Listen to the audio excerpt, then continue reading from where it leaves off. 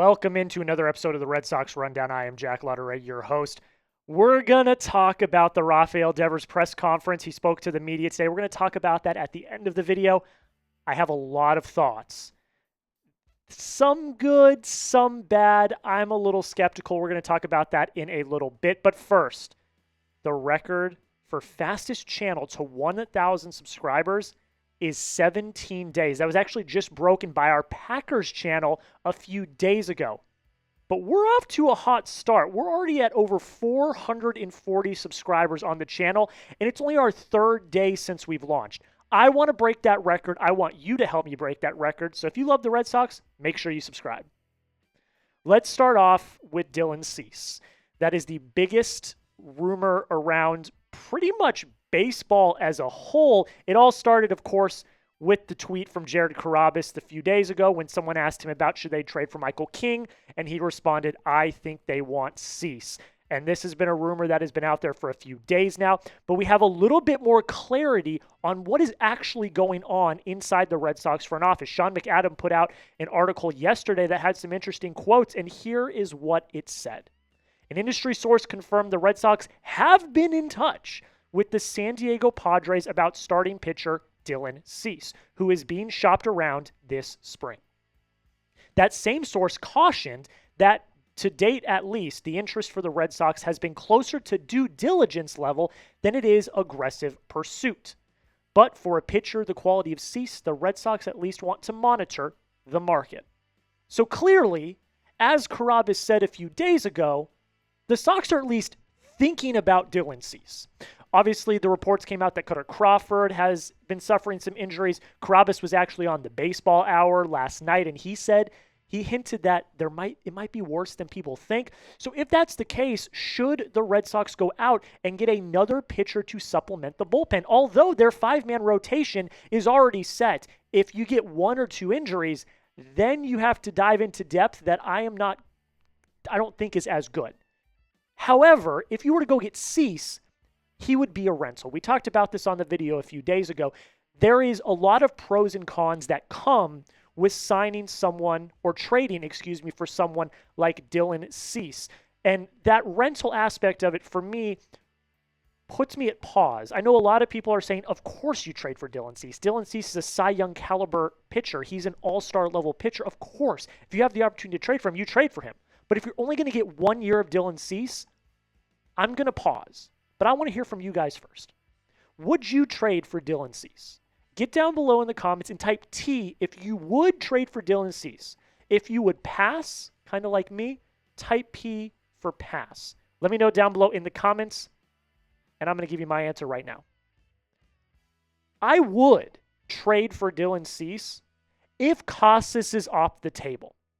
We talked about that trade rumor 2 videos ago that had Triston Casas going along with Kutter Crawford and Masataka Yoshida.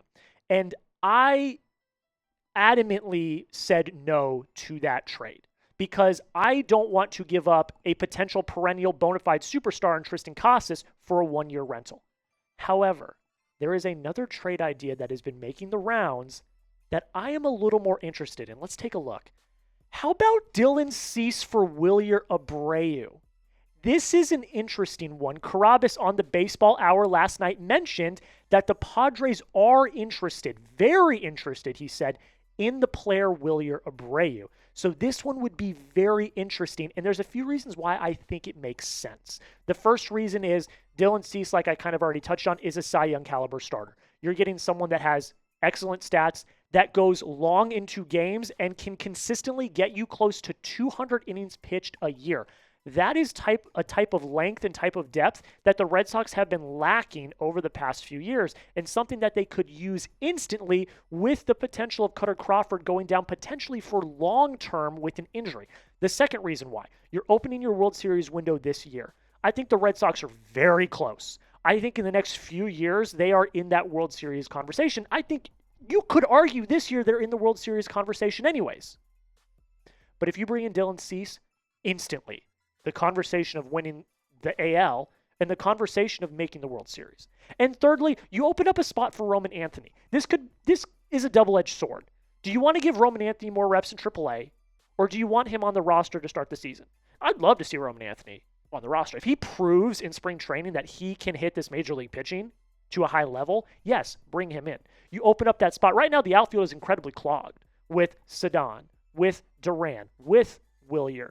And then you've got a Christian Campbell that can play left field.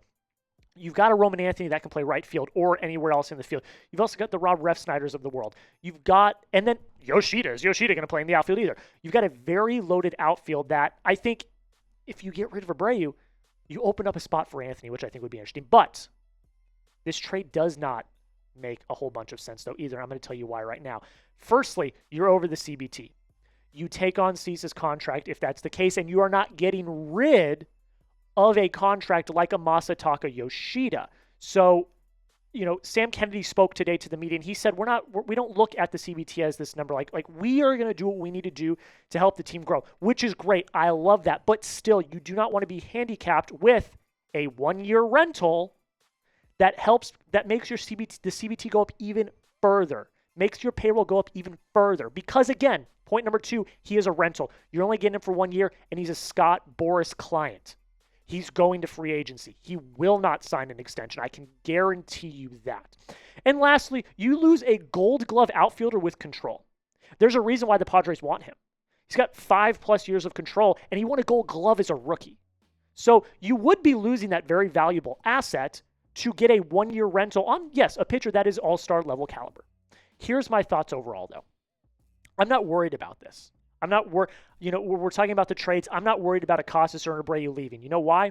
Because the more info that continues to come out, the less and less likely it seems that Cease is legitimately a realistic option. And we got, I think, sort of a bombshell from Rob Bradford earlier today that said this. In other news per sources, Dylan Cease to the Red Sox is a long shot. Sox have no intention of including Wilyer Abreu in any such deal. So that kind of takes that trade that we just talked about, although very tempting, kind of off the books, because I think the Red Sox still really love Wilyer Abreu, and they're not going to be willing to give him up. However, if the opportunity arose and you were Craig Breslow, would you accept this trade?